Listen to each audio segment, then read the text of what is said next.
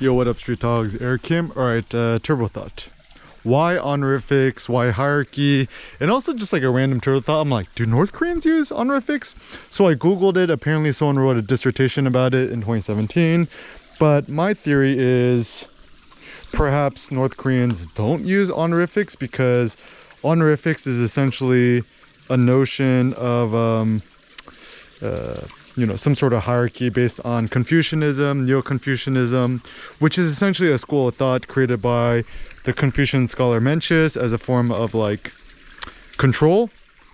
And even now where South Koreans follow Confucianism, Neo-Confucianism, when people say Neo, it just means new, like, think about Neo from the Matrix, right? So New Confucianism, but I think actually Confucianism should be abolished because it was a school of thought founded based on old kingdom notions. 아빠 거기 있어? Okay. Based on old crusty notions of the king, but now that there is no longer a king, South Korea is a democracy, why follow Confucianism? It kind of makes no sense. Even in Vietnam and other places, they try to do like the whole like call people comrade. I mean, I think truth be told, in the world and humanities, okay, 괜찮아요 하늘이. 왜 미안했어요? Okay. Yeah. Kids no feelings. A pro tip: when they're sorry, they do this rubbing the hand on just 미안해요.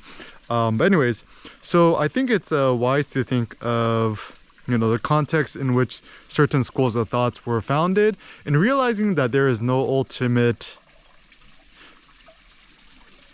truth or social order to anything. The biggest benefit of studying sociology was understanding that all these social norms and concepts are essentially sociological, are based on different societies and schools of thought. So I would say become more critical and think about why things are the way they are. This is also the biggest benefit of studying history, right? So for example, why do Americans sleep on elevated beds with the bed raiser thingy? Apparently back in the old British times, there are like a lot of rats on the ground. So you wanted to sleep on an elevated bed. 그치 말똥? Yeah.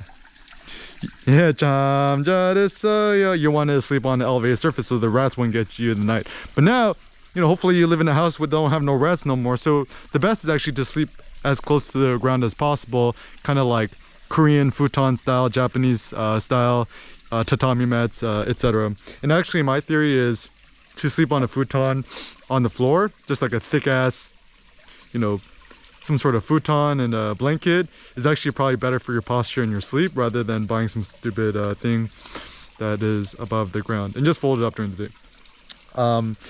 But actually it's my thought is, the funny thing is in America, right? We kind of like, I think one thing I actually do appreciate about being America is we do undermine notions of hierarchy. Still at the end of the day, at least in America, where money is essentially our god, net worth, etc. The best way to undermine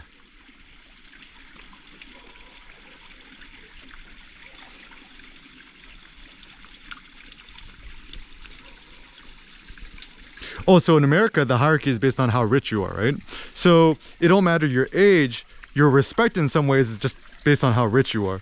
Whereas in in Korea, South Korea, nations that follow Confucianism is actually based on age.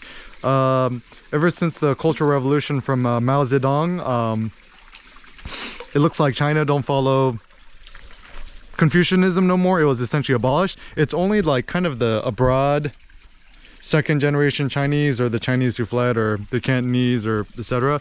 who still follow Confucianism. So actually Chinese who live abroad outside of mainland China who fled maybe during the Cultural Revolution, or Taiwanese people, etc. South Koreans, Vietnamese people all follow kind of Confucianism some sort of way. But maybe my biggest question to you to just think and meditate on is Confucianism still valuable today? And how can you personally undermine it?